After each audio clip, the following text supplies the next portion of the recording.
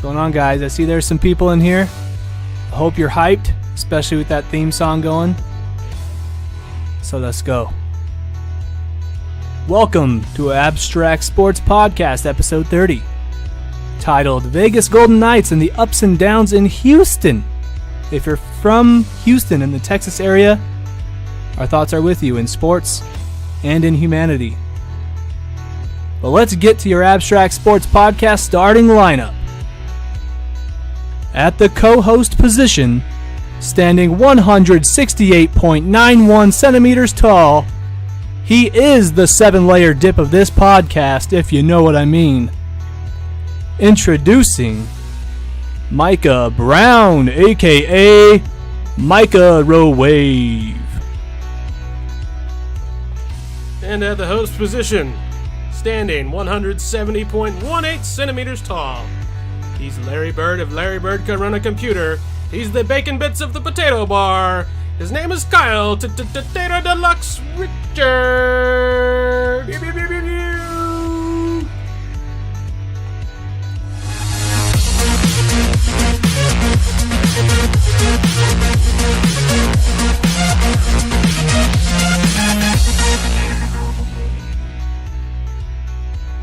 Hey, what's going on, guys? Hey, I hope that intro wasn't too weird for you. it's probably weird.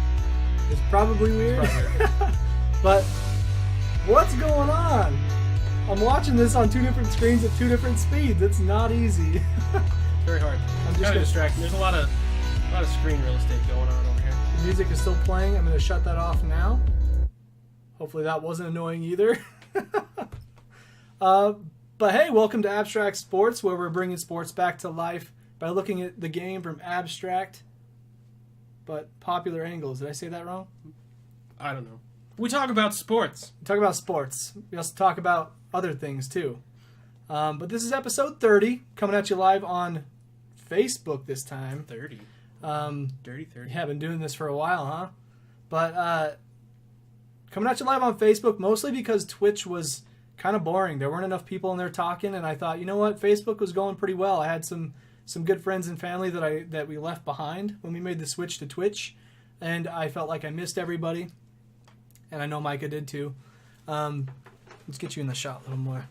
But so we're back on Facebook, and we encourage you all to share this live stream. We're going to try to do this on Facebook from now on, I think. Share, comment, ask us your questions, anything, whether it's related to sports or not. I think that's sort of what falls into the abstract category, because after all, we are human. But if you're curious, if you're listening to this on SoundCloud or iTunes or whatever, if you're curious about what a live video broadcast of this podcast is like, you're going to want to follow us on Facebook at facebook.com/abstractsports. We go live here every Wednesday at 7 o'clock Mountain Time, 9 o'clock Eastern. Today was a little bit later just because switching over to Facebook, we had to add some different things into our stream to get it to work for us. So Behind the scenes. Feel free to let us know if everything sounds okay or does not sound okay. If it doesn't, we would be happy to fix it. But heck, man, it's been a while. We've been a little bit MIA lately. It was a busy couple of weeks. I mean, World Series was going on, so that's sort of why we didn't do anything last Wednesday. That was Game 7. Yeah, it looked pretty bad if a sports podcast was podcasting while Game 7 of the World Series was going on. Yeah, I think that's an unwritten rule. You watch Game 7. Doesn't matter what sport it is. You watch it. Especially, it doesn't even matter if it's the championship series. Like, if it's one of the first rounds, or even a wild card game where, like, you win, you go into the playoffs. That's why the NFL is so crazy, because it's one game and it matters. Everything matters. That's what Game 7s are all about. David on Facebook says, sounds good. Thanks, man. Appreciate it. Also, thanks for sharing the stream. That's going to help a lot. The more people we get in here, the bigger conversation. It gets wild. Like, yeah. I haven't had Micah here for like a real super engaging Twitch or a Facebook stream. Maybe one. I think it's my fault. It's just my fault. I don't think it is your fault. I think it's just because we've been on Twitch pretty much since you started doing this. I think we did like one or two Facebook ones. Yeah, at least one. Maybe two. But I like to talk about how we do things because it's it's crazy how different it is from like Twitch to Facebook. We had like nobody talking to us. Maybe one stream we had 5 people in there at one point. One was a racist. Yeah, there was. Thanks, internet. Yeah. But when you come over to Facebook, it's like, the people they're friendly, they have good conversation. So here we are. Except that David guy. Yeah, that David guy. So anyways, let's just start talking about some things. Like before we get into sports, I feel like we haven't really hung out that much in the last couple weeks. We've been doing our own things. What have you been up to the last couple weeks? Anything crazy? Drinking. Just drinking? Just the whole past 2 weeks? Drinking? Watching sports, drinking. What was a game that you watched in the last couple weeks that you were like glued to the TV for? Game 7. Well, game 5, 6, and 7, really. I'm not sure we've done a podcast since game 3? Yeah, it's something like that. The World Series flew by. I didn't get to catch a lot of it, honestly. I was too busy doing other things. But yeah, I think it was game 3 that we did our last podcast together. So, yeah. Watching the World Series. Fair enough. The football Sundays, the disappointing football Saturdays, because I can't seem to root for a team that likes to win. And Sundays too. And Sundays. The Titans are 5-3. So. Yeah, they're better than the Vandals. They got a winning percentage at least. Yeah. David on Facebook says #crying. No offense, David. Yeah, no offense. We love you, man. Come back to me. But yeah, things have been crazy. Like we've been traveling. People been traveling. World Series going on. Missed a couple of pods here and there. I was in Salt Lake for a game last weekend. And then the weekend before that with you and the other guys. 2 in a row. But you know what? With winter starting to settle in here in southeast Idaho, I have a feeling that things are going to get back into a groove. I know that winter is usually the time when we spend a lot of time like playing video games and staying indoors. True. But I feel like since we're going to be indoors and we got a nice little space heater over here, we're going to want to be cozy with the podcast all winter long. So we're so close together. So you're going to want to tune in. We're so close together. We're still warm. We don't need the space heater. Kyle's on mine, Kelly. You're not home. Hey, Thursdays she's never home, so she got that class. Got classes. Jesse on Facebook says game number 5 did not fly by. It did not. Wasn't the series did. That was 11 inning game, right? Something like that. 10 or 11. It was long. There were a couple games like that, but I would love to be at a World Series game that went extra innings. Like it's free baseball. Free baseball. Those tickets are probably already expensive anyways. Oh, God. You're getting to be there for just that much longer. Could you imagine the Game 7 last year with the Indians and the Cubs where it went extra innings and rain delay and oh my goodness. It'd take a lot out of you. Yeah, it would. It's a lot of ups and downs. Hard to rebound from that rain delay and come back out, but hey, that's what they get paid to do. True. Execute. It's not like baseball is the most physically demanding sport. Probably not, yeah. I mean, I'm not saying I could do it, but... Right. But it's not like a football team where you go through your warm-ups, you stay warm. True. You're running. Baseball, there's a lot of just standing. Sitting around, sitting in the dugout. You only get a bat every so often. Yeah, the guy that needs to get warm is the pitcher and the batter. That's really it. Yeah. But we got a lot to talk about today. I mean, we're going to talk a little bit of hockey, basketball, football. Hockey? A little bit of hockey. Hockey's a beautiful sport. It is. But I have to say, I went and saw that LiAngelo Ball kid play in Salt Lake, and the Lakers lost. But I'm not expecting much from them with such a young lineup. This trip, I think I mentioned in the last podcast that I did that I was going by myself, and I stayed in a hotel by myself and made good friends with the bartender. Had some beers before the game, and it was kind of cool. I sat next to a guy who works for KSL. Who is? If you don't know what KSL is, it's basically like a news station. That has they have a website where you can put up classified ads, and it's like a big news thing. And apparently I haven't told you this yet, but this guy has interviewed people like Magic Johnson. What? About his business endeavors. What? He has sorry, I'm trying to turn off my volume over here because I feel like everybody is hearing my Facebook notifications. But keep the notifications coming in. But this guy, he's this older guy, super energetic, and he was willing to talk about sports. I may have thrown in a little thing about abstract sports to him. I mean, I was wearing the shirt after all. It in there. I was just like, oh yeah, the shirt, it's a podcast that I run, you should tune in. And he's like, oh yeah, totally. Probably not. He's amateur. He seems like a really busy guy. But he's interviewed Magic Johnson and Kareem Abdul-Jabbar. He's interviewed LeBron James. Like, just people who've come through the area, and they do radio interviews every once in a while. So that was really interesting. I couldn't imagine. Like, I told him, like, were you starstruck? Or I asked him, were you starstruck or anything like that when you were interviewing Magic Johnson? And he's like, well, no, because it's my job. I'm just doing my job, and he's doing his. So it wasn't like I was starstruck or anything. I wasn't nervous. It's just what I do. And I was like, I'm still a fan of the game. There's no way this is my job. So you'd be starstruck? I would be. Well, I don't know. With Magic Johnson, where I didn't really look up to him growing up or anything, I could probably see myself being like, hey, man, nice to meet you. I love your work, and be a little bit more laid back. But then again, it's hard to tell, because when you see somebody who's that big coming up to you, like, you know who this guy is, what he represents. You know, he's a co-owner of the Dodgers. Sign my shoes. He's involved in the Lakers organization. Like, it's kind of hard not to be like, hi, Mr. Magic Man. My name's Kyle. They call me Tater Deluxe. Can I ask you a few questions? Oh, man. Yeah, that would be like the most brutal interview of all time. But anyways, talking to that guy was really cool. The hotel I stayed at was interesting. The service was awkward. It's kind of like I went to this restaurant, and it says, please wait to be seated. So I stand there. There's nobody in there. I'm standing for 5 minutes, and I'm like, maybe I'll go have another beer, and then I'll come back, I guess. So I do that, and I come back, and there's still nobody there. And so I'm like, I'll just sit down and wait for somebody to come by. And sure enough, they did. And I got a little nice personal pizza. We'll have to, next, if we ever stay in Salt Lake for a game, we might stay at this hotel. It's pretty cool. It's like 1 block from Vivint Smart Home Arena. Live broadcast from downtown Salt Lake City. I thought about it.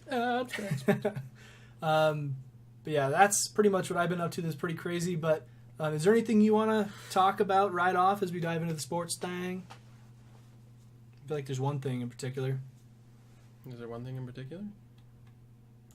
Oh, okay. Well, you said before the sports thing. Oh, I said after. So I was like, that's a sport. Well, that's just so. That was a for those of you at home, we have this outline that we follow, and we're not very good at that. We suck. Yeah. That's all right. So going into sports, probably the reason you're here. We're going to lead things off, like the title says, with some hockey. Hockey. Kyle here's not the biggest hockey fan, but that's probably because he's never been to a live game. I have. Are you kidding me? Like a pro game. Semi-pro, I guess. I've seen the Spokane Chiefs. Okay. My bad. I didn't give you and enough the credit. Tri-Cities, whatever they are. Americans. I saw one of those games and a couple others, but that's as close to pro as it can get for me. Maybe basketball's just too far ingrained in you. Yeah, it's true. Since they're getting rid of your basketball court for a rink of ice in the same arena, it's just sacrilege. Yes, true. Anyway, the NHL season's very young, and probably the biggest note, maybe not advertised so much, is that the Vegas Golden Knights, the newest expansion team for the NHL, this is their first year, their inaugural season. They're doing pretty well. That new team with that sick logo. That new team, the cool colors, the cool logo, in the desert, doing pretty well. They're above 500 by several games. They're like 8-3 or something, I believe. That's pretty good for that kind of a team. Sheena on Facebook says, "Hi, Kyle." I know that person. Hi, Sheena. How are you doing? Thanks for coming through the live stream. Talk about some sports. I hope you like hockey and basketball and football and baseball. We're starting off with hockey, though. If you don't, you should probably leave. I feel like there's enough of us messing around that people who don't like sports can get some enjoyment out of this. It's kind of like football. There's like 10 seconds of action and then 30 seconds of nothing. Yeah, and plus you have the celebrations. Everybody loves the celebrations now that they're back. But anyways, hockey. So how, as a new team coming into the league, how exactly do they acquire players? Like, it's not like they can just join the NHL draft and draft players from that same pool. How are they even able to get a team, first of all, but then have them be so good? Fantastic question, Kyle. I'm glad you asked. Well, I don't know how they get a team. I don't know how, I don't know if you apply. Oh, right, yeah. Like, hey, if we build this stadium, can we get a team? I think you just stick a flag in the ground, and they're like, we have a team. Our team is here. Our team. We're the Vegas Golden Knights. No, I imagine it's probably like an ownership meeting, being like, there's a market here.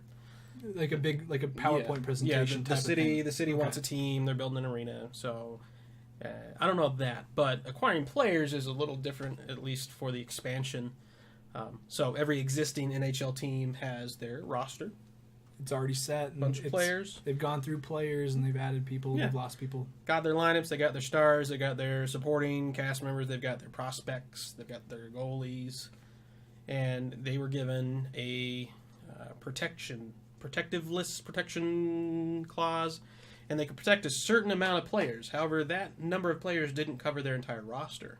So it means that it's kind of like when I think of that, I think of like a fantasy league where you can have one keeper that goes into the next year. It's basically a keeper league. Okay. So it's a keeper league-esque.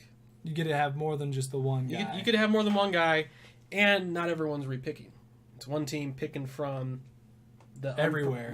From the unprotected guys. So the Golden Knights weren't left with just leftovers. They got to pick from some okay players. They probably don't have any superstars. I wouldn't say they do. They have a couple of good guys, but But I mean, sometimes that's all it takes to have a good team. yeah, and sometimes you have some players that were support casts on their other team because they're behind a couple superstars. When really they're good enough on their own, they just were never given the opportunity. Right. And now that they're the guy, hey. So, teams had their protected list, and then Vegas got to pick from the unprotected players from around the league. Okay. And so they weren't starting from scratch, and they've done pretty well for themselves so far. Yeah, that's really interesting because I'm trying to think of like some teams out there who didn't really have a superstar necessarily, but they all worked really well as a unit, and like they all did really well at their particular job. The Atlanta Hawks the other year. The Atlanta Hawks, I would say the Wizards, but they do have a couple of guys who have really grown in the last few years, in Bradley Beal and John Wall. Let's see, who else? Like Timberwolves are they're kind different. of... They're different now. So, They still have... Well, the Jazz, I guess, is a good example of that team because... And I'm using basketball because it's the best that I know. There are some football teams out there for sure, but like with the Jazz, they had Gordon Hayward, who became an all-star, then he left, and now the Jazz are still doing really well without him because they have one really good defensive guy. He's not quite an all-star. He should have been. But then they have a lot of guys who are good at their jobs, like Ricky Rubio is a point guard who is an assist machine, and he's flashy, so you got the entertainment value, which is cool. and he looks good.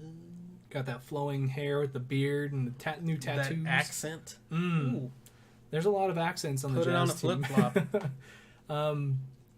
But they're a team that definitely is an example of having role players and being productive because of... Stepping into that shining role. Exactly.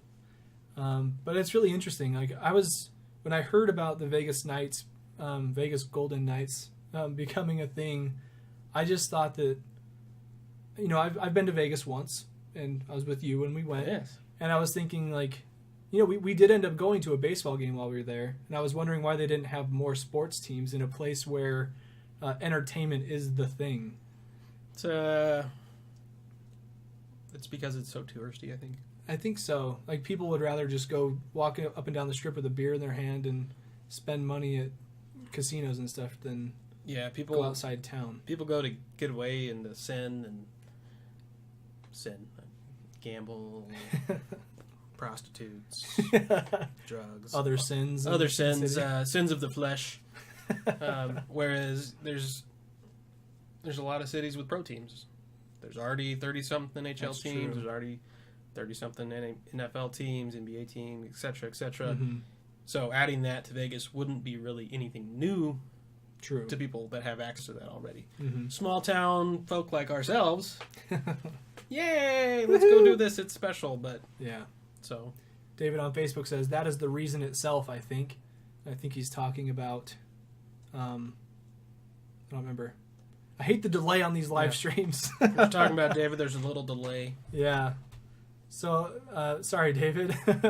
I think it came up when we were talking about teams wanting to be in Vegas. Like, why are there not more sports teams in Vegas? And it probably just because people like to go there and drink, and that's it. Yeah, so much to do in one city. Yeah. Yeah. I mean, I don't go to Salt Lake to gamble. Why? Because it's not there. True. I go to Salt Lake to see a Jazz game because that's the thing to do. Yeah. Vegas, I'm probably going to play blackjack. I'm probably going to drink in public because I can. It's a very exciting thing that never gets old, by the way. Yeah. You're just like, oh, the cops don't care? Oh, my God. As long as I'm inside this tape, I'm safe? Yeah. So I can see why there's not any other pro sports there. I mean, they do have the what is it, the AT&T Center or AT&T Arena? T-Mobile. Some kind of phone company. Yeah, T-Mobile. Like, I would love to see the Vegas Knights have a really good home crowd. Is that where they play? Is it that arena? Yeah. Okay. That arena. Makes sense. So, and there's plenty of people that live in Vegas full time that they could have a good fan base, but it's not a giant metropolitan area like, say, New York or Dallas or LA, something like that. So, but maybe it's just so different that people want to do it. I think so. And you got the Raiders going there in a couple of years.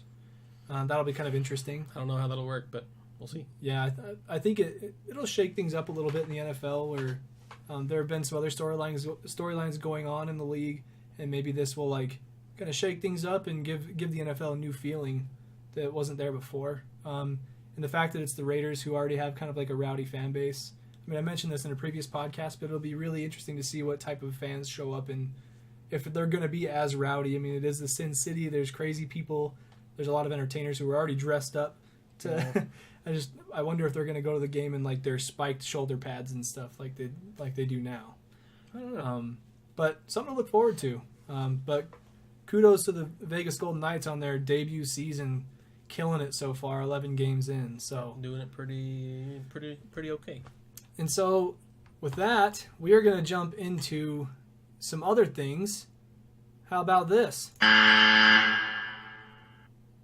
Graphics. Boom. Art. Design. Basketball. Sports. The ball bounced on the screen. Did you like it? Did you like it? Anyways, let's talk about some basketball.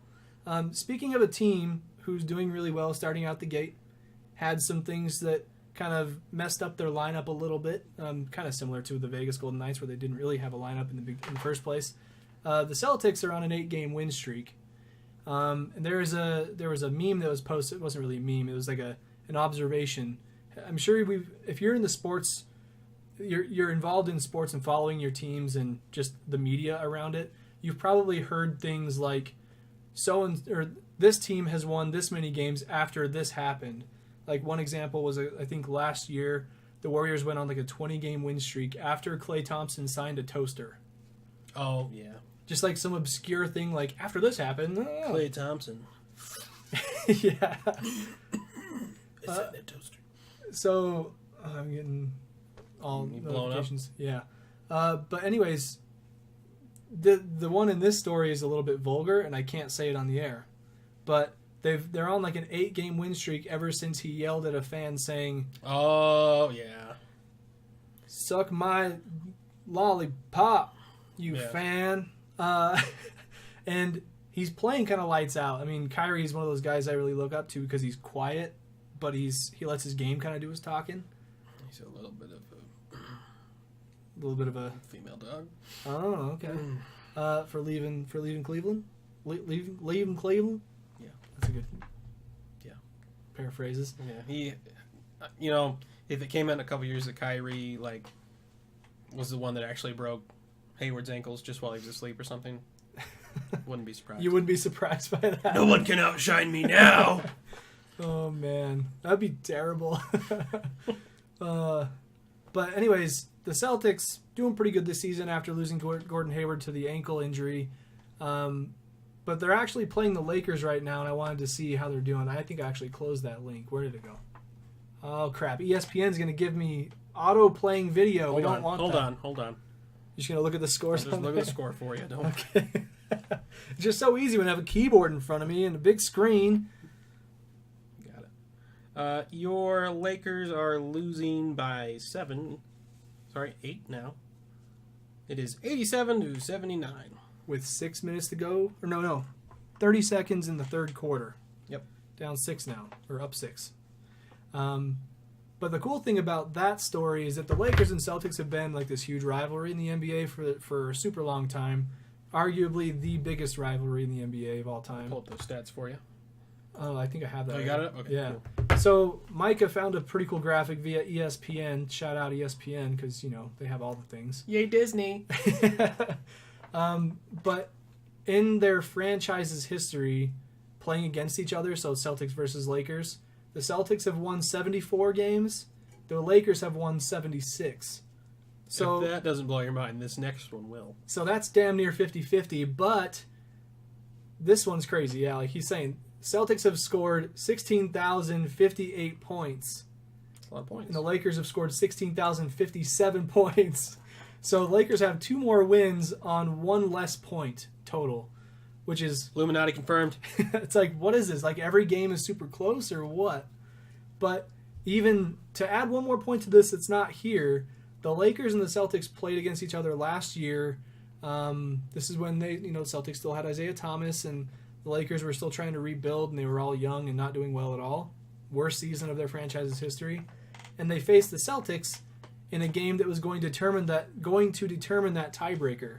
So I think the tally was like, I don't know, it was like 75-74 in favor of the Lakers or something like that, and the Lakers won that game.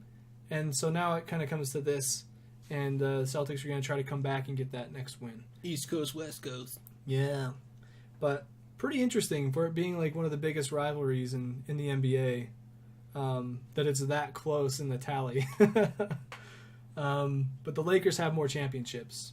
They have like 15 or 16. Celtics have a lot too. It's all about the rings. I hope this isn't playing audio automatically. Why give me these notifications? David on Facebook says, although I imagine an ice hockey rink would be a good way to beat the heat. Hey, maybe that's why. I'm sure that was a selling point. Yeah, but Maybe. If I'm going to Vegas, I want to sit at a machine or at a table and in the air conditioning and have some lady feed me beer while I play cards. You're like slurping it out of her hand. Yeah, I buy my beers with the money I'm gambling, and it feels like it's free when it's really not. But It's not. Nope. I sat at a table for an hour once, lost more money than I should have, and I only got 1 beer out of it. Did you tip? You got a tip. I do tip. You do tip? Yeah. Wrong casino. So many factors. Jeez, I'm sorry. I wasn't paying attention. Pro tip for Vegas if you like alcohol. Which clearly I do. If you order it, they will bring it to you. So if you want Crown and Coke, they'll bring you Crown and Coke. What if you order like a If you want double? Can I get like half Coke, quarter Crown, and a quarter Black Velvet? Will they be like, wish granted? They'll be like, that's poor taste, but we'll do it for you. You weird son of a... Yeah, but if you want a certain type of liquor that maybe is a little too expensive for you to drink on the reg at home, Vegas is your chance. Patron. Yeah. Shots of Patron. Because they don't know if you're some high roller that will know the difference between Patron and some other tequila. I don't know another random tequila. Hornitos. Yeah, Hornitos. Yeah, there you go. Blue Tarantula. God. But yeah. Wayne Snyder. But if you say like whiskey, they're gonna be like, okay, Yeah. here's our whiskey that came from underground. Yeah, they'll give you whiskey, but it's gonna be cheap. But if you specify, they'll make it for you. So, pro tip. I actually love our tangents about alcohol. I think it's great. It's been a big one today. So Hey, I'm going with it. I mean, it's the first time back on Facebook. Let's give the people what they want. I'm sure part of the people out there want alcohol. I mean, lots of them. why not? Do you want a beer, Kyle? I have one. No, I'm good. Thanks. So, yeah, Celtics Lakers, crazy. I'll have to see how that game ends up. But speaking of the Lakers, and I know I have to do Stop giving him airtime. Well, see, this is like a counter story to their whole movement, right? The Ball family, the Big Baller brand. I'm not shouting them out. I don't even own their stuff Yet. If anything, it'll be a Lonzo Ball shirt. It won't be a Big Baller brand shirt. But anyways, after I was rudely interrupted, I can't condone this. You're Every just week. like- They make it into the podcast every week. Of all the professional athletes, who gets airtime? The Ball family. well, I got a big one coming up next. People who I don't talk about often, but everybody's going to enjoy. So let me get this one in, okay? Okay. It's So I'm the co-host, so sit down. Be be humble. humble. Why we need a soundboard. We really do. Be humble. So Lonzo Ball, who's on the Lakers, has a younger brother named LiAngelo Ball. He goes by Jello. Fun fact. But he's a new freshman at UCLA, and they're supposed to kick their season off this Saturday against Georgia Tech. For some reason, they're starting their season off in Shanghai, China. It's weird for a basketball team. Basketball team. Yeah, for a college basketball team, that's really weird. And the fact that it's kicking the season off, or tipping it off, if we want to be correct. Here, China, watch us exploit our athletes, much like you probably do at home. Yeah. And anyways, his younger brother, LiAngelo Ball, along with two other teammates from UCLA, got caught shoplifting at a Louis Vuitton store next to their hotel. Okay? Jello Ball is a kid who drives like a Porsche or like a Lamborghini or some kind of super expensive car that an 18-year-old should not have. And he's shoplifting from Louis Vuitton. Like, do you really need that? You can't fix stupid, Kyle. Like, you realize that how many eyes are on you, and you realize you're in another country. You get caught doing something bad in another country like China. But I have diplomatic immunity. It's like, I don't.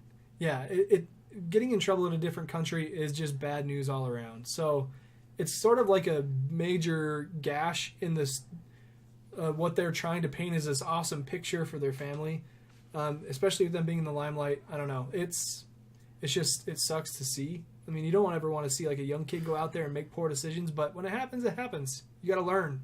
As stupid is, as stupid does. Yeah, I mean, Jameis Winston stealing crab legs from the grocery store. Yeah. Similar thing, but I don't know, Kyle. I was a stupid kid one time, and I think we've all done stupid stuff. But I didn't shoplift from a Louis Vuitton store. I didn't either. I don't even know where the closest one is to me. I don't know what Louis Vuitton is besides a fashion name. I don't even know what they make. Clothes. Probably overpriced things. I bet you it's overpriced things. But in case you hadn't heard about that, that's pretty wild. Lonzo Ball has been saying that I haven't talked to him since it happened. I'm just trying to take care of business. And last I saw, he had 5 points in the game, so it doesn't sound like he's taking care of much business. He's had more steals. That is good. Because he's had 2 steals, which is more than one. Lonzo greater than Jello. Hot take. Hot take. Yeah, LiAngelo Ball has 1 steal and he hasn't even started the season yet. Is he the next Kawhi? Oh my gosh. Oh my gosh. That wasn't good. Defense so strong he gelled himself. Oh, zing. Hot take. Micah's hot topics. They don't make any sense. Sometimes that's the best. But yeah. I'm the sole reason we don't go by the outline. I'm still looking at it. Yeah, he keeps trying to move on, and I'm just like, no. See, I have no problem with the tangents. I have the screen cut to a window that's like, okay, we got to stay on track here at least because it's only so small. But anyways, after talking about some no-namer who may not ever make it to the NBA, let's talk about 2 of the greatest to ever do it. Huh? So, Bird Magic? No. I mean, they are 2 of the greatest. 2 of the greatest, but let's talk about... Porzingis? Porzingis? Yeah. Oh my gosh, that dude's insane. A unicorn? He is a unicorn. Did you see what he was for Halloween? No. He was a unicorn. Oh! You don't say! He wore one of those unicorn hat things. But anyways, let's talk about some MJ, LBJ. That's LeBron James, in case you weren't aware. The comparisons that go around these 2 are just ridiculous. It really hit me like a year ago. Like, as soon as the season started last year, like everybody started coming out saying that LeBron he's the GOAT. The phrase GOAT gets thrown around a lot. Tom Brady. Tom Brady. Tom Brady. Wrong sport. There's an article about Tom Brady. There is. Should we drop it in the comments? No. But anyways, people are trying to compare LeBron to all these great players, including Michael Jordan, and I have some qualms about it, but obviously he's dang good at what he does. But this stat that I saw recently, I'll shout him out a little bit. I found it on Twitter via an account called Legion Hoops. It says that Michael Jordan played in 1,072 career regular season games.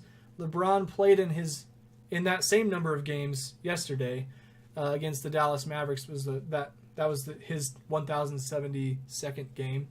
But here is how the 2 legends compare. It's pretty crazy.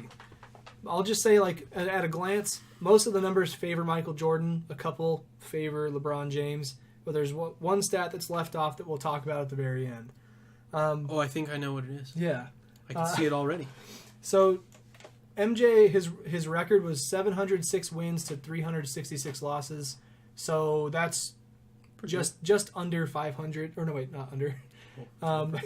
That's like just under a 66% percentage, I think.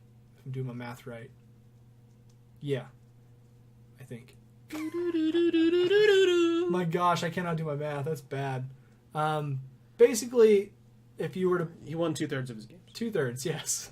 God, I could not figure that out.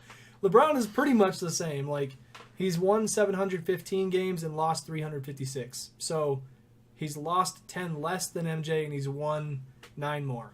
So, in that category, he kind of wins. So far. His career's not over yet, but he is getting older. MJ has him beat by 3,000 points in his career at this point.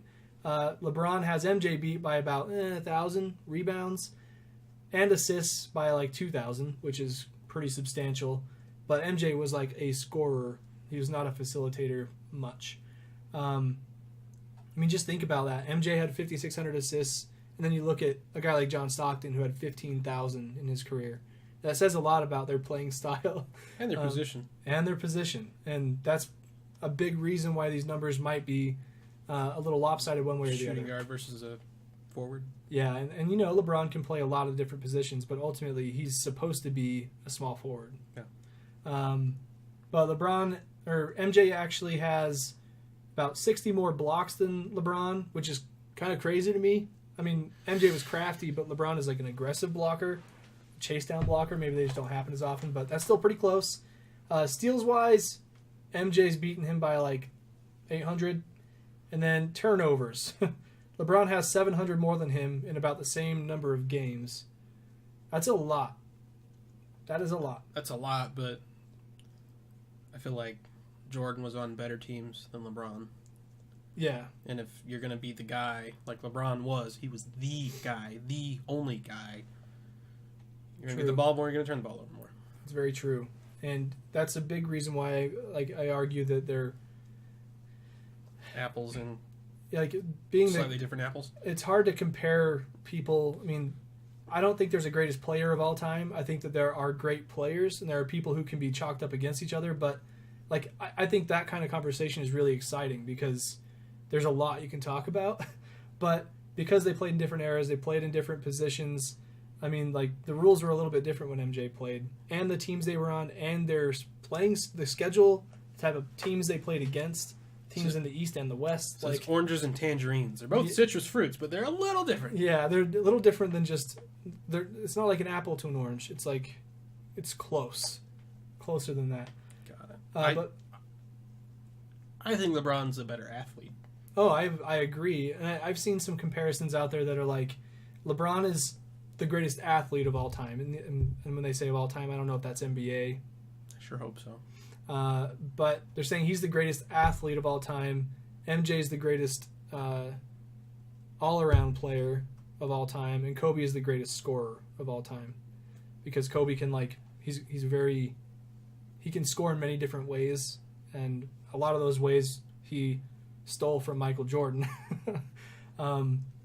But Kobe doesn't really.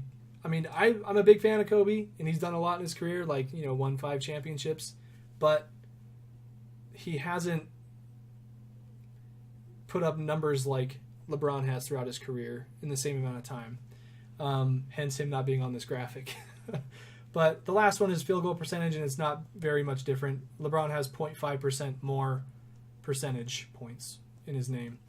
But the thing that they're not counting on here, which is what I just mentioned, is the number of rings. Must be made by a LeBron fan. Must be made by a LeBron fan. I mean, MJ had 6 rings. They were both 3-peats. I think they were both 3-peats, but again, he was a part of some dang good teams. I mean, he had the coach of the Golden State Warriors. He had Steve Kerr on his team. He had Scottie Pippen, Tony Kukoc, Dennis Rodman. Those are like the main dudes, but obviously more came through. Luke Longley was a guy. LeBron had Bearjow. Yeah, he had Verjao, he had Mo Williams, he had J.R. Smith for a good chunk of it, part of it. Mike Miller, Dwayne Wade. Past his prime Dwayne Wade. Yeah. So, I mean, the teams that he was on, that kind of maybe that's why his turnovers are super high, but it also could be why his ring count is low. But I don't think you can go off just rings to determine a player. I also don't think numbers tell everything. Yeah, true. Either. Karl Malone doesn't have a ring, and Karl Malone is considered one of the best. He's one of the best. And he actually played for the Lakers for a year. Did you know that? I didn't know that. I knew he was a Jazz guy for the longest time. Forever. The only other team he played for was the Lakers, and it was his last year to try and get a ring, and it didn't happen. But that was weird to me. Like, just thinking back, I'm like, oh crap, I forgot about Karl Malone playing for them. But Karl Malone Lakers jersey, just freak everybody out. Yeah, he didn't play for the Lakers. He did. Shut your mouth. Let me learn you something.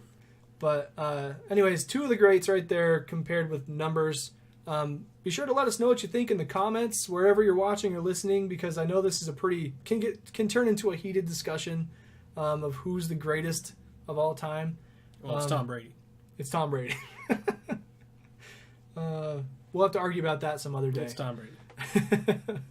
But in some other smaller news, but could lead to some big news, Eric Bledsoe was traded to the Milwaukee Bucks to play with Giannis Antetokounmpo, the MVP starting out candidate for the Bucks. I've heard people say that Giannis could, like, if he had developed a long range shot, he could be like a bigger, more athletic Kevin Durant. That's scary. Which yeah. Like, seeing Kevin Durant in person and imagining a bigger version of that. That's a big snake. That's a damn big snake. Swallow anybody whole. Yeah.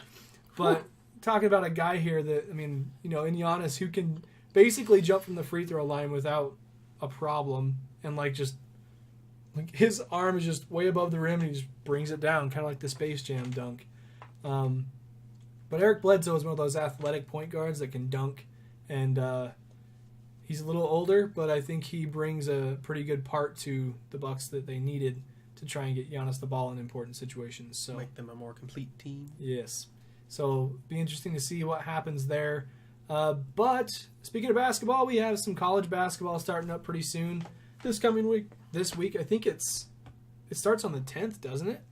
The Vandals play Nevada. That's going to be awesome. Yeah, I'm looking forward to that.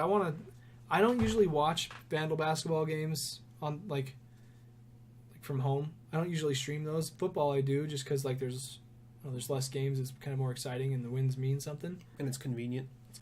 And basketball, they just happen more often. Yeah, but you got to dig for them. Yeah, they're on some obscure Big Sky. Plus, are they playing in the Mem Gym still? For the first part of the season, yeah. So football's over. So for you who are not familiar with the University of Idaho basketball team, or the campus for that matter, the basketball team plays in an old gym called the Memorial Gym. Ooh, it's old. It's very old. It's over 100 years old. And I've seen games like national broadcast games in the Mem Gym. There was one game where a big team came through, and it was just there's so many lines on the floor. It's there's an ESPN camera up there in the Mem Gym? Why? I don't know if that was actually ESPN, but it was on national television, and it just seemed weird that the Mem Gym was on TV. It's because it has all these lines on the floor for volleyball and the practice courts.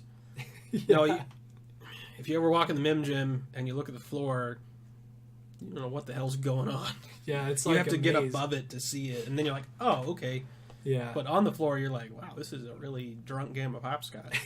So they use this for a lot of things. Yeah, this could make for some extreme shuffleboard. But keep it in the lines. What? It is in the lines. No, the red lines.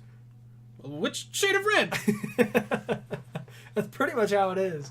But yeah, they start their season out playing at the Mem Gym until the football season is over. Then they get a temporary hardwood floor put into the Kibbe Dome where all the big games are held, and that place is pretty fun. We always, when we went to basketball games at the U of I, we always called it balls and wieners, because drop my baseball, because we're going to watch basketball and we're going to go get some hot dogs. So and sneak in booze. Yeah, I don't know, maybe sometimes. But anyways, that's all I got for basketball. Do you have anything else you want to talk about there? Or Vandals are picked to win the Big Sky, preseason number 1 in the Big Sky. They're a loaded team, returning 85% of their scoring from last year. That's pretty good. 75% of the rebounds. That'll be nice. Be fun to watch. And they're going to have more games in Boise for the tournament? Is that this That's year? next year. Dang it, I keep getting that mixed up. This is the last... Well, the reason you're confused, this is last year in Reno. They're having a home game in Boise this year. Okay. And so they don't always do that unless they play Boise State, but they're not doing that. Gotcha. So they're having a home game in Boise this year for the Boise fans. And starting next year, the Big Sky tournament is in Boise. Okay. Which I think Spokane would have been a better city, but I'm not gonna nitpick. I'm closer to Vandal basketball. Yeah, next year. So I wonder if they. Well, I guess they couldn't really control where that goes necessarily because the Vandals have a huge alumni base there. They wouldn't put the tournament there. Well, what they were thinking, from what I've read, since Reno was so dead as far as the tournament games, there's nobody there except the other teams and some parents. They're thinking moving it to a closer location. It's more central, i.e. Boise. They can get fans from southern Utah, from Weber, from Idaho State, Idaho. Yeah, Boise, Portland State. It's pretty central. Eastern Washington. It's like at most a 6 to 8 hour drive for folks, whereas Reno, from Moscow down even from Missoula or Bozeman, that's a long drive. That is a long drive. Boise from Bozeman's a little more manageable. Yeah, for sure. Let's see, Bozeman from here, 5 hours and it's 4 hours. It's a 9 hour drive. Yeah, and to Reno would be like 12 at least. Yeah. So, I think they're picking Boise because it's a little more central. I think Spokane was too far north for them, and it should work out. Hopefully. Yeah, Spokane even isn't that far. It's really not. From Boise. It's not. like 6 hours maybe. Well, I just think that Boise is a fun city, but Spokane's just funner. I agree. Boise is awesome. Spokane is also awesome. That one German sandwich shop you guys took us to was on point. Alpine Deli in Spokane. And they also had Schoka Bananen. Basically these chocolate covered banana candies. Damn, they were good. If you're in Spokane, go to Alpine Deli. There you go. A little shout out to a local business. What are all these people doing? Oh, you haven't heard? Abstract Sports Podcast. 13 people watching this podcast. All shut up. So with that, we're going to jump into the next sport, and it is... graphics! The graphics sport. Let's talk about some football. So let's just get the college football stuff out of the way real quick, and we'll talk about some NFL, because that leads into the next segment. The Vandals, kind of pooping the bed. Yeah, Linehan... It's unofficial. Linehan looks like he hurt his hand pretty bad. He was walking off in a cast. He was crying. He's a senior, too. He's a senior, so, that kind of points to bad. He's posted a thing on Instagram saying, this is not the end. This is just the beginning of something great. Petrino in the radio interview never said how severe the injury was, just said we're looking at all options to get him back on the field. And while that's not he'll be fine or he's out, to me, reading between the lines, he's done. Was it his throwing hand? Yeah. That's not good. Did he see that kind of stuff? You see quarterbacks get their hands injured a lot when they throw a pass and they hit somebody's helmet or something. Yeah, he was going down to the ground, getting tackled, trying to get rid of the ball, and slammed on the ground. That wasn't the bad part, and then he got stepped on. Oh, geez. By a big, defensive lineman. Getting stepped on with cleats is not a fun experience no matter where.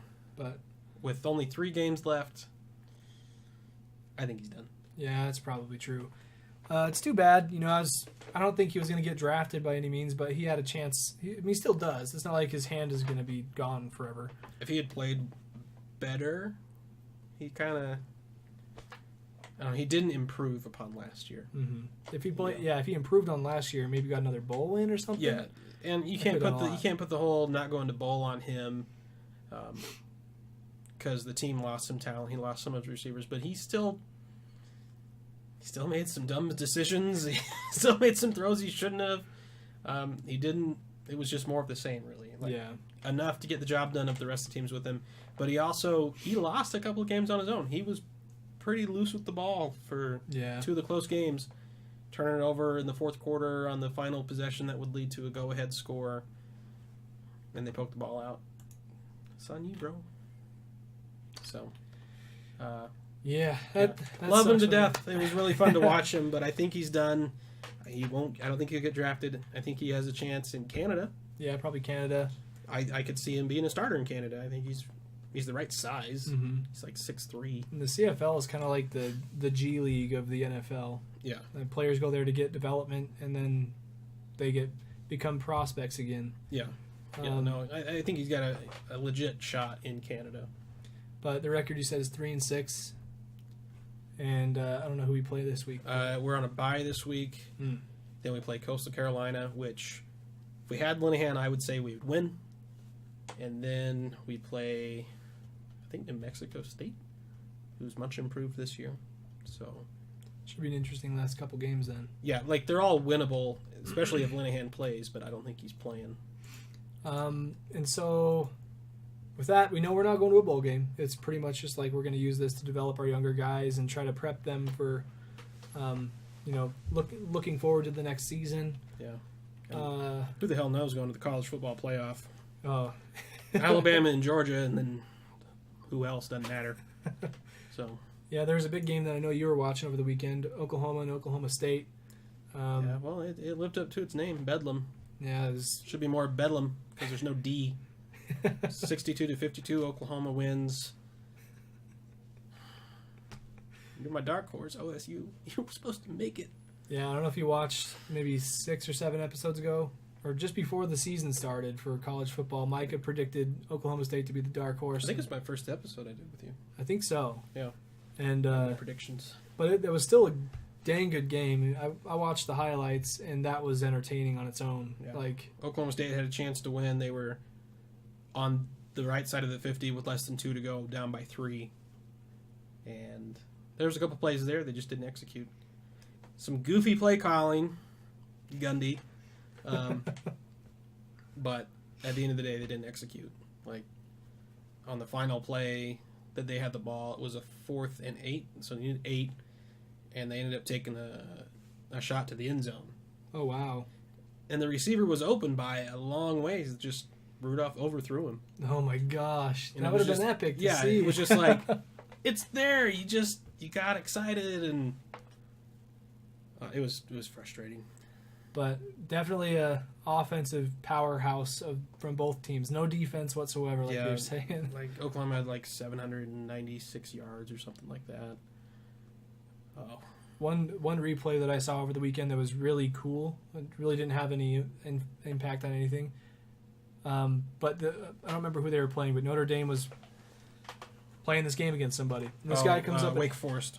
Yeah, and this guy comes up and he hits the running back like a little helmet-to-helmet action and just shatters the gold paint off the helmet. In slow-mo, that was so cool. Like, you don't even need special effects for something like that. That was just neat. Right? Speaking of Notre Dame and college football, this weekend's going to be crazy. Is it? There's 3 top 10 matchups. Oh, snap. 3. What are they? Do we know? Notre Dame and Miami. Hurricanes? Hurricanes. We've got TCU and Oklahoma. The Horned Frogs? Horned Frogs. And we've got Oklahoma coming off the big 50-plus point game. Yeah, and TCU, who already beat Oklahoma State, and is it's basically a 5-6, 4-5 matchup. That'll be exciting. I don't know the third matchup. I think it's a Big Ten matchup. Okay. So something to look forward to, though, if you're a college football person. Look for those top 10 matchups, teams that are within the 10 seed, and they're playing against each other. That'll be exciting. Yeah. It's a big weekend. And then maybe it's Georgia? Georgia playing Auburn? I don't know if my phone's going to show that right off because it's like... Hold on. Let's see here. Scores, la la la. I've got college football as a favorite, so let's see. Sorry. We're just looking up some news for y'all. Here, let us look at our phones. Georgia Auburn's the other top 10 matchup, and also we have Michigan State Ohio State, which is a top 15 There you go. So it's if you like good teams playing good teams, Saturday's your day. There you go. And then after Saturday, got some more NFL things that have been happening lately. Just to rattle some things off real quick. Eagles. Bueno. Since last time they had a record like this, they went to the Super Bowl with Randall Cunningham, or no, Donovan McNabb. Yeah, they had Andy Reid. Andy Reid and T.O. Yes. So my uncle is a big Eagles fan, and he's endured some pretty terrible seasons lately, but Carson Wentz might bring one home. I mean, there's a chance. He's young. Carson Wentz has some years ahead of him. And he's got, like 21 touchdowns on the year? More than that. Really? He had 19 going into this last week. Okay, maybe he's at 21. So it's like 21 or 22. Somewhere in there, but he's killing it. He's on fire. Plus, they just got Jay Ajayi added to the backfield. Yeah. Way to punish your players, Miami. Yeah, let's send them to the best team in the league. You don't want to show up to team meetings. You don't want to practice hard. Well, we're going to send you to the best team in football. Okay. That reminds me, a little bit of story time here.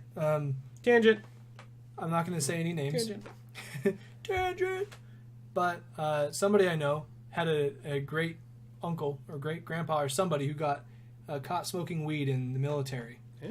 And they were like, you know what? We need to punish you. And he was a ski instructor. That was like part of what he did. He kind of trained the army. The alpine skier or something. Yeah. So they sent him to the Swiss Alps to train like the Swiss army to ski. The one army that probably doesn't need to be taught how to ski. But, right. You know, or like training people who don't know Oh. how to. And it's like, oh, wow, what a punishment. You just sent a guy to like heaven. You know what you're good at? Skiing. You know what we're going to do to you to punish you? Send you to the best skiing in the world. That's Damn it! That's sort of what's going on in a smaller microcosm with the JHI and the Eagles. Yeah, the authorities don't know what punishment bad. really is, so you just kind of keep quiet. You're like, all right. You really got me, coach. No, not there. Please, anything but that. But then on the other side of the bird coin, the Falcons are looking like poo. Garbage. Their running backs are not showing up like they have in the last couple of years. And they're on my fantasy team. And yeah, I've got one of them on mine too.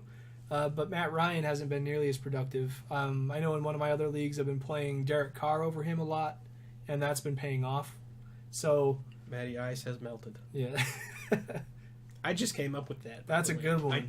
We need to make a graphic. Off the top of my head. Micah's original thoughts. What? We'll have to make a clip of this video right here, and we're gonna put like Matty Ice has melted, and just with like emojis on the side. You know, like those cool videos people put on Facebook these days. And then of course the Packers though, they are hurting without Rodgers. Like they really need that guy. I saw in an interview recently that he was saying that they're not going to risk anything this time around because he's had a similar injury like this before. And when he came back, he wasn't fully healthy. And so I also heard that they weren't going to do extra x-rays on it because they were saying that the radiation can affect the healing process. Well, the last time he broke his collarbone, they were taking a bunch of x-rays all the time, and his recovery was delayed. Yeah, and I guess he was saying he's been doing a lot of research, and the main thing is just getting a lot of blood flow to that area so you can build bone up. But he said that if he's feeling healthy towards the end of the season, sure, he'll come back, but if it's kind of like a question mark, then no. Yeah, there's like no in between. I think they kind of know that their team is on the downside of the hill, or over the hill. I mean, Aaron Rodgers is 33. Yeah. He's getting to that age as a quarterback. Aaron Rodgers is still in his prime. He's still one of the best, if not the best, when he's healthy. But everybody around him... I thought Tom Brady was GOAT. He is GOAT. Okay. But anyways... I didn't say best player. I was meaning, like, best passer. Okay.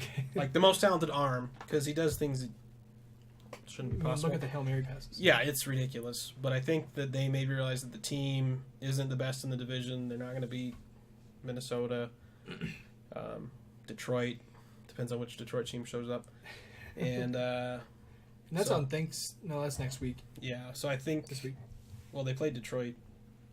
Oh, that was They played on Monday. That's right. My bad. I'm 2 weeks behind. Yeah, but I think they realized that they probably weren't going to make the Super Bowl anyway. Yeah. So just chill. Mm-hmm. And they need some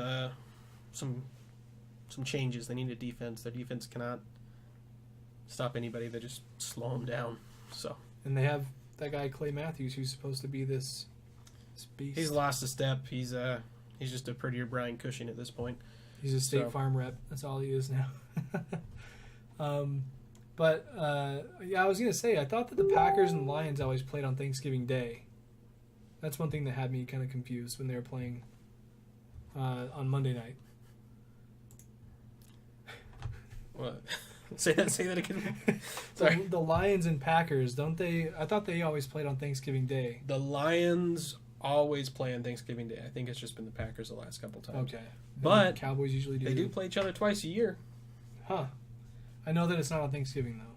Who are they playing on Thanksgiving? I think they're playing either the Cowboys or the Eagles. Because Detroit and Dallas always play a game. Mm-hmm. They don't necessarily play each other, but they always play a game on Thanksgiving. Yeah, that's weird how that is. I wonder It's tradition. Where the tradition came from. Maybe it's something we can talk about around Thanksgiving time. I don't know. They know people are home. They know people are tired from... Well, I mean, like, why is it always the Cowboys and Lions? Cowboys because they're America's team, and Detroit because... People like Lions. They used to suck. Well, maybe we could do a little segment on that when Thanksgiving is closer. Some research. We'll do some research. We won't do some research. We'll just look it up before. Yeah, we'll just pull it up. But on to some other news that's been just kind of crazy. Everybody knows about it.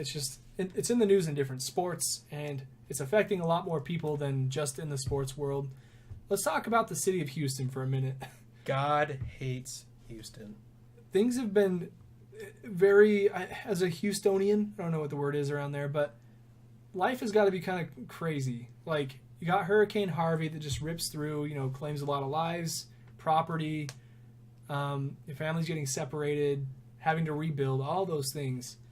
And then you have people like J.J. Watt who are like the heroes in the community who come out and like raise a ton of money. Like, his goal initially was like a few $100,000, and he ends up raising like several million, like tens of millions. It was like 15, 17 million. Yeah, I saw it was 17. I think it went up from there. But like, the fact that sports have that kind of impact on community efforts and things like that, it kind of blows my mind, and it makes me happy to be a sports fan. And it kind of gives you some hope for humanity out there. But then with the way that things have been going in Houston, you have the hurricane, then you have J.J. Watt doing good, and then J.J. Watt goes down with a season-ending injury. And it's like, shit.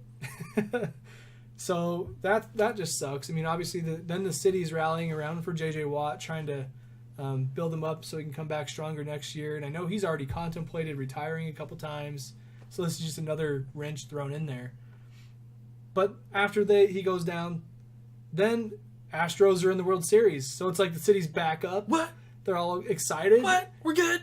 Oh, my God. And not only that, but it goes to 7 games, so the community can get that much more economy coming through, and things. Game 7 was in LA. So. Oh, that's right. Dang it. Well, still, the series went longer. They play the max amount of games they could. Yeah, and so I think that brought a lot of hope and just excitement to the city and positive morale. Yeah, for sure. And literally the day after the World Series ends. Well, they made the World Series. Oh, yeah. They won the World Series. They won the World Series. So not only did they get there, they made it to Game 7. The most important piece of this thing. And then they beat the Dodgers in LA for Game 7, and it wasn't even really all that close. It really wasn't. I mean, Yu Darvish gave up 5 runs in the first 2 innings, and the rest is history, pretty much. Yeah. They had Clayton Kershaw come in to try and save them.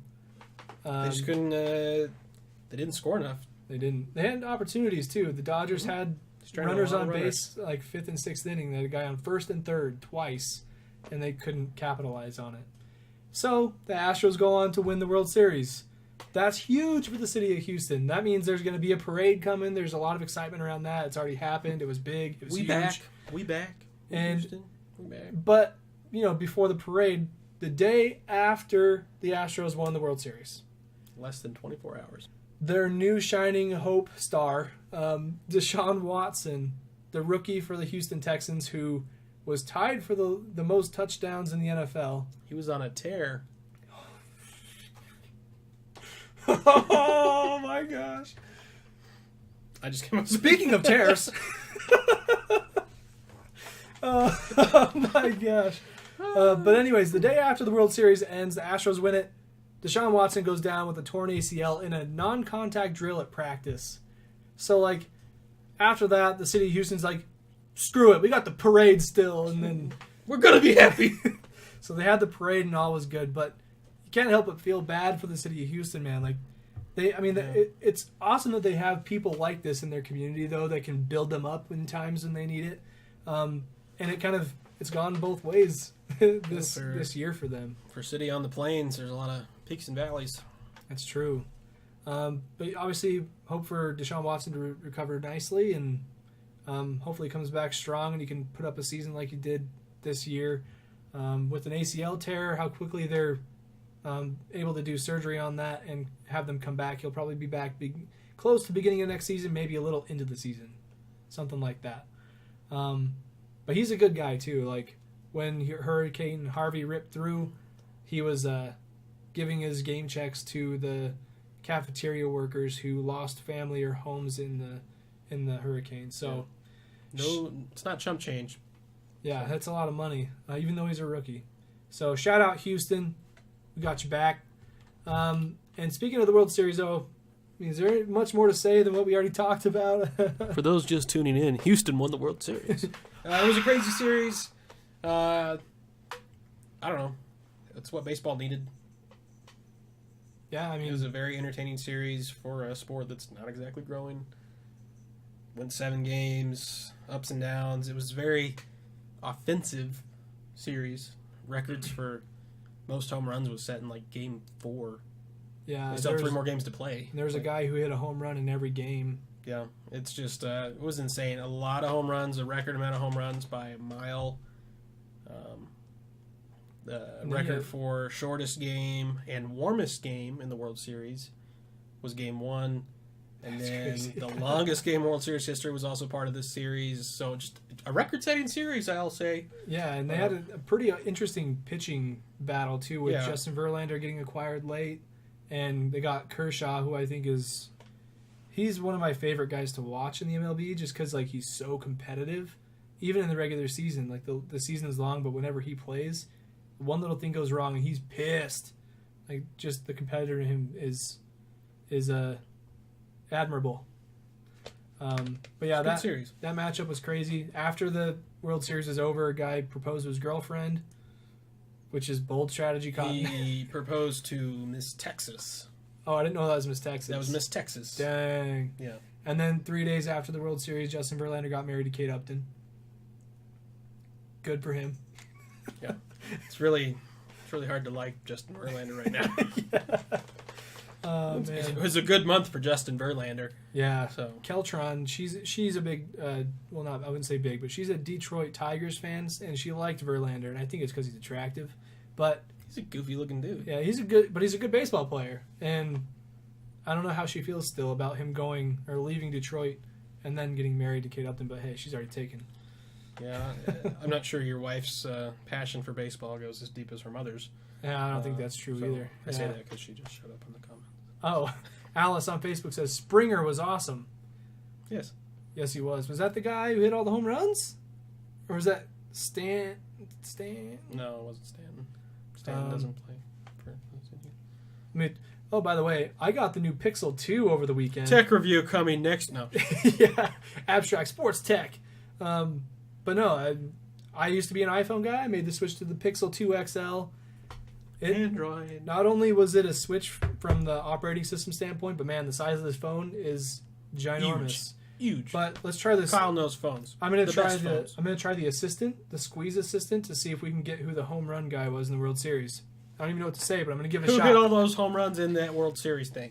Okay, I think I'm gonna just go for it. Who hit the most home runs in the World Series this year?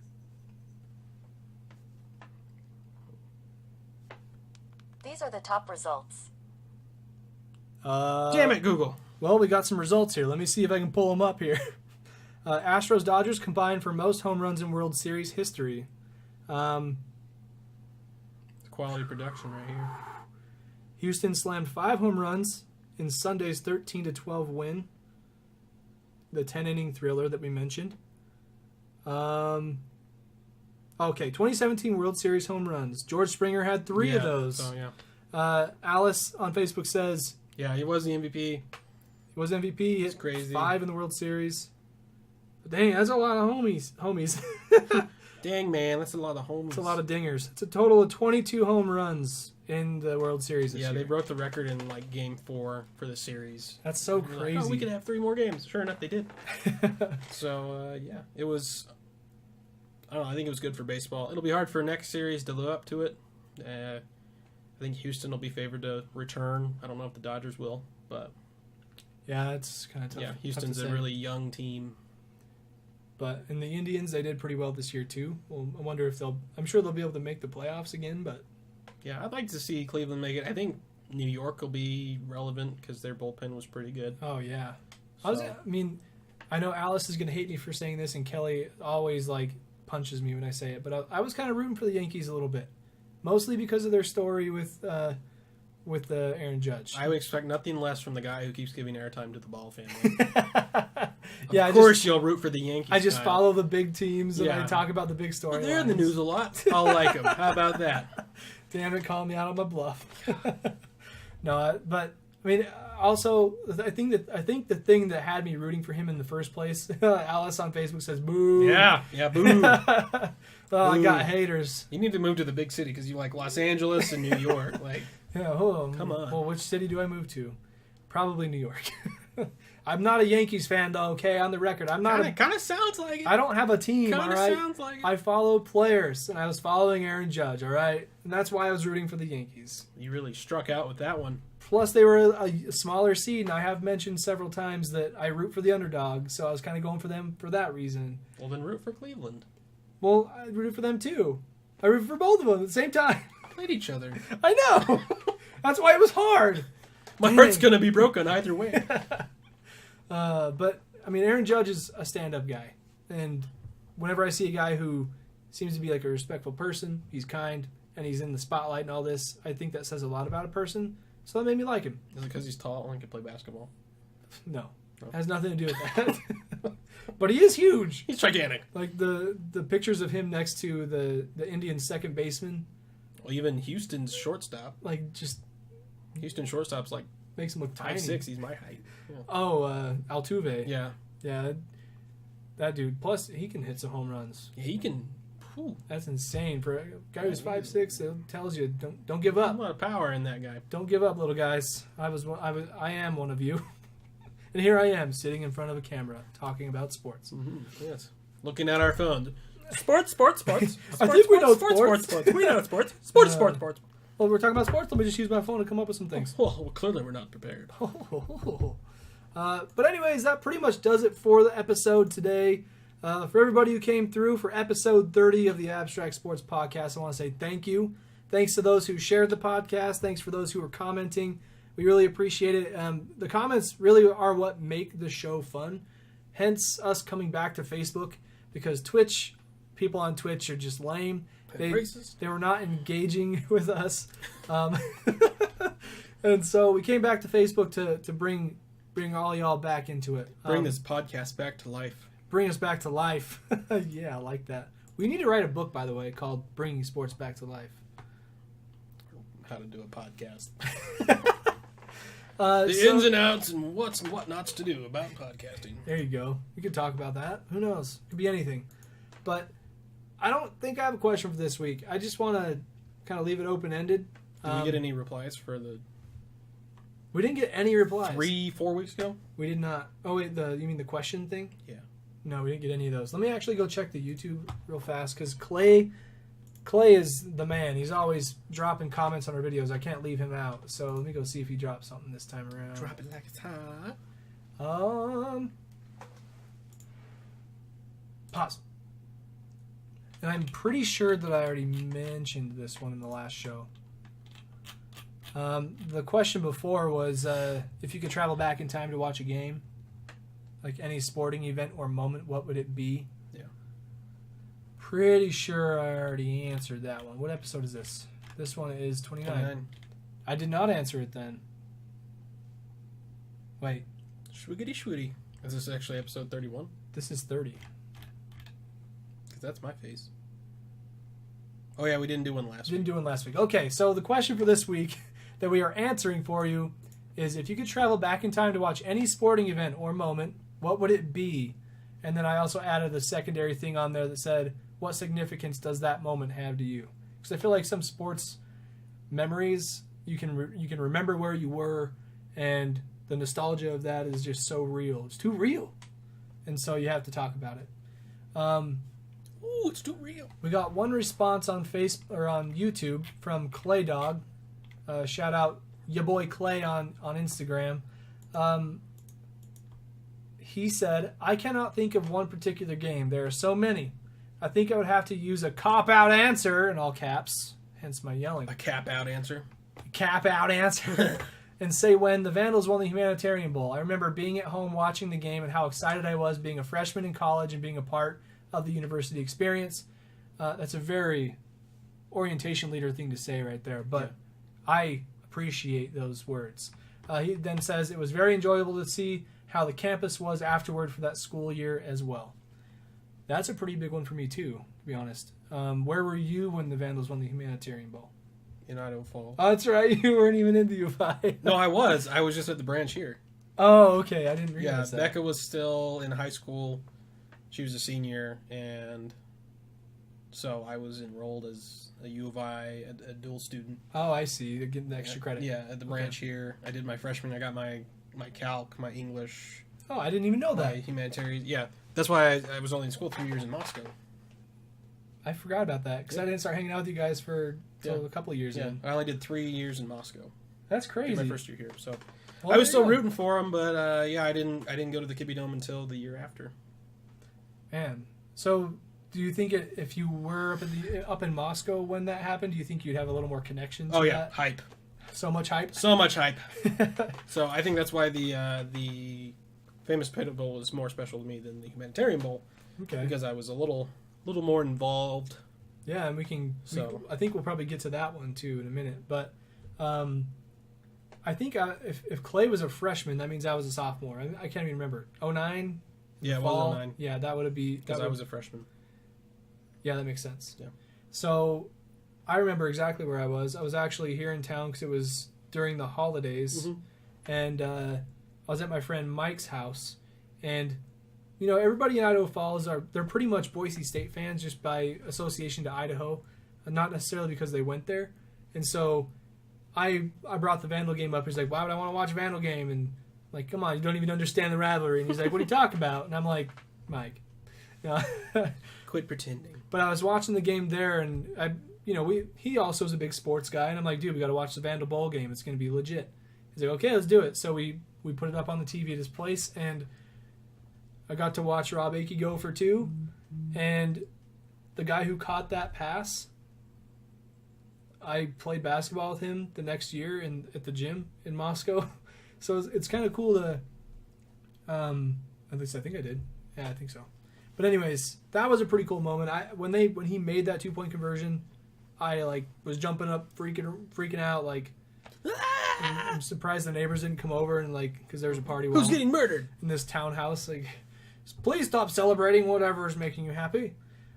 So Clay, I share in the excitement of that moment. That one was really cool because I think for the same reason that he's talking about, when you have sports do a certain thing, they give you a reason to root for your school. As if being an alumni and graduating from there wasn't enough.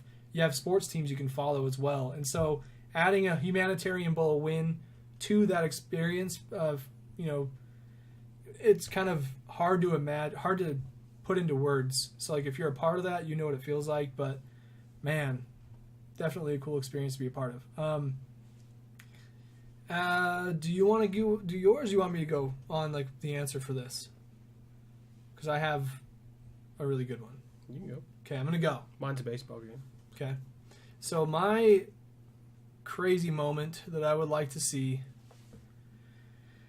Oh man, there's a lot. There's one that stands out in particular, and I have to say Kobe's last game.